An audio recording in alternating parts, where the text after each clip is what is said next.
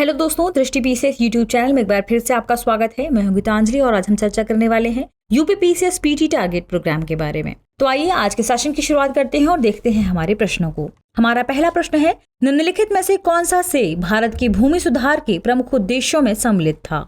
हमारे ऑप्शन है आर्थिक न्याय को सुनिश्चित करना, ग्रामीण गरीबी को दूर करना, कृषि उत्पादकता को बढ़ाना, पुराने भूमि संबंधों को बनाए रखना। नीचे दिए गए कूटों को प्रयोग कर सही उत्तर चुनिए। केवल 1 और 2, केवल 2, केवल 1, 2 और 3, उपयुक्त सभी। इस प्रश्न का सही जवाब है ऑप्शन सी। भूमि सुधार से अभिप्राय है भू स्वामित्व का उचित व न्यायपूर्ण वितरण सुनिश्चित करना, अर्थात भूधारिता को इस प्रकार से व्यवस्थित करना जिससे उसका अधिकतम उपयोग किया जा सके। भारत में भूमि सुधार के प्रमुख उद्देश्य हैं जैसे आर्थिक न्याय को सुनिश्चित करना, ग्रामीण गरीबी को दूर करना, कृषि उत्पादकता को बढ़ाना आदि।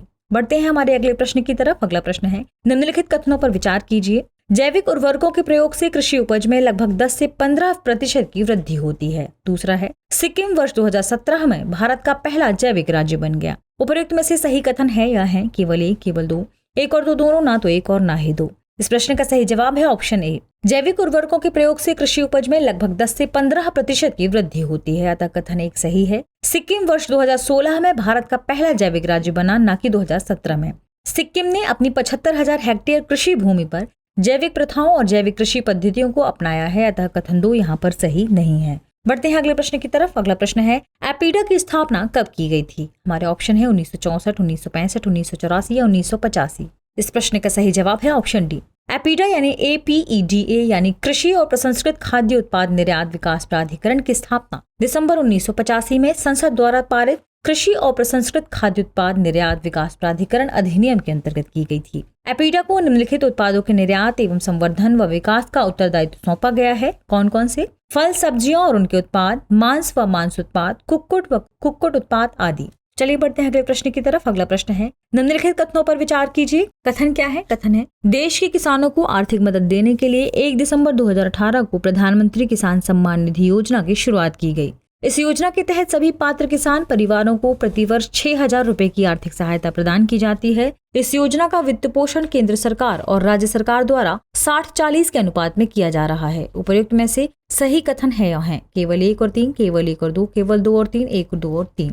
इस प्रश्न का सही जवाब है ऑप्शन बी। देश के किसानों को आर्थिक मदद देने के लिए 1 दिसंबर 2018 को प्रधानमंत्री किसान सम्मान निधि योजना की शुरुआत की गई, अतः कथन 1 बिल्कुल सही है। इस योजना के तहत सभी पात्र किसान परिवारों को प्रतिवर्ष 6,000 रुपए की आर्थिक सहायता प्रदान की जाती है, अतः कथन 2 भी सही है। यह 100% केंद्र पोषित योजना है, यानी यहाँ पर कथन 3 सही नहीं है। बढ़ते हैं अगले प्रश्न की तरफ। अगला प्रश्न है, भारत में कृषि क्षेत्र में छूटों के संदर्भ में निम्न कथनों पर विचार कीजिए। कथन है, भारत में इनपुट सब्सिडी जैसे उर्वरकों पर दी जाने वाली सब्सिडी अप्रत्यक्ष फॉर्म सब्सिडी के अंतर्गत आती है। किसानों को बिजली एवं सिंचाई पर दी जाने वाली छूट प्रत्यक्ष फॉर्म सब्सिडी के अंतर्गत आती है। विश्व व्यापार संगठन यानी WTO के कृषि संबंधी प्रावधान प्रत्यक्ष फॉर्म सब्सिडी की अनुमति देते हैं, जबकि अप्रत्यक्ष सब्सिडी पर रोक लगाते हैं। भारत में सरकारों द्वारा दी जाने वाली सभी सब्सिडियां अप्रत्यक्ष श्रेणी में आती हैं। नीचे दिए गए कूट की सहायता से सही कथन का चुनाव करिए। केवल 1 और 4, केवल 3 और 4, केवल 2 और 3, केवल 1 और 2। इस प्रश्न का सही जवाब है ऑप्शन ए। भारत में इनपुट सब्सिडी जैसे उर्वरकों पर दी जाने वाली सब्सिडी अप्रत्यक्ष फॉर्म सब्सिडी के अंतर्गत आती है, यानी कथन 1 बिल्कुल सही है।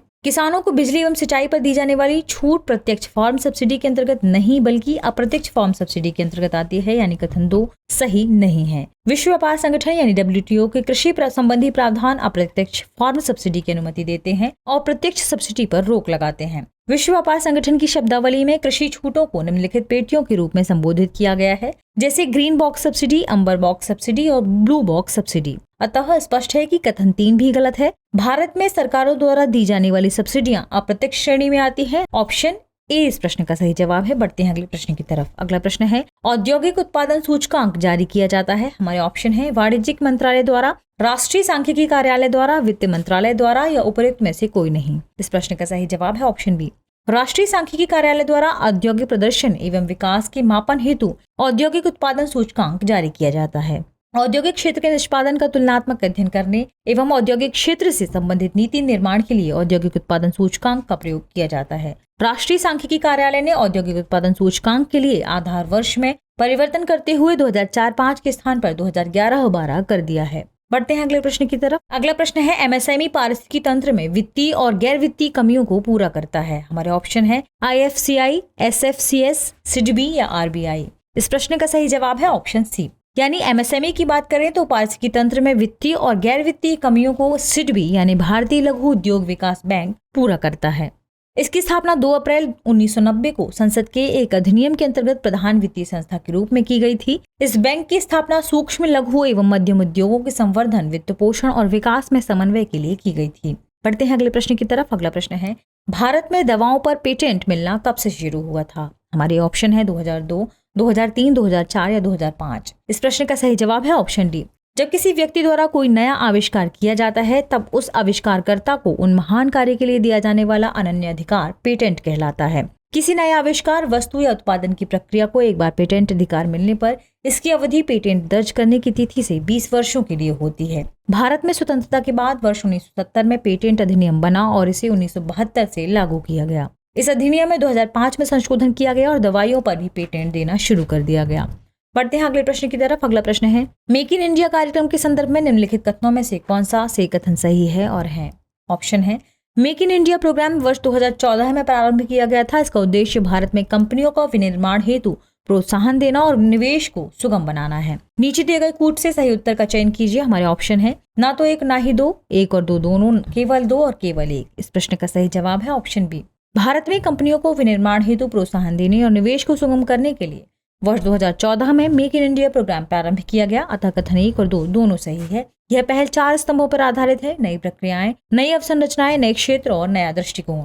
बढ़ते हैं अगले प्रश्न की तरफ। अगला प्रश्न है भारत में पहली ब्रॉडबैंड नीति आरंभ की गई थी। हमारे ऑप्शन है 2004 में, 2005 में, 2006 में या 2007 में। इस प्रश्न का सही जवाब है ऑप्शन ए। भारत में पहली ब्रॉडबैंड नीति वर्ष 2004 में राष्ट्रीय दूरसंचार नीति के हिस्से के रूप में आरंभ की गई थी। इस नीति में ब्रॉडबैंड की न्यूनतम डाउनलोड गति को 256 किलोबिट्स प्रति सेकंड निर्धारित की गई थी। इसमें कॉपर लूप पर आधारित डिजिटल उपभोक्ता लाइनों, ऑप्टिकल फाइबर तकनीकों, केबल टीवी नेटवर्क और वीसेट आदि के माध्यम से ब्रॉडबैंड सेवाओं को उपलब्ध कराने की बात कही गई थी।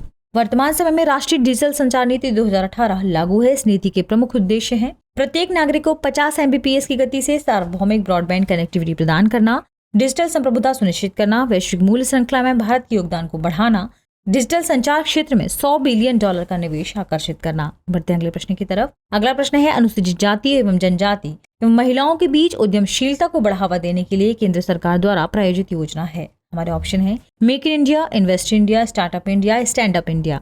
इस प्रश्न का सही जवाब है option D. Stand up India अनुसूचित जाति, जनजाति एवं महिलाओं के बीच उद्यमशीलता को बढ़ावा देने के लिए केंद्र सरकार द्वारा प्रायोजित योजना है। इस योजना के तहत अनुसूचित जाति, जनजाति एवं महिलाओं को सहायता उपलब्ध कराई जाती है। इस योजना को वर्ष 2025 तक के लिए बढ़ा दिया गया है।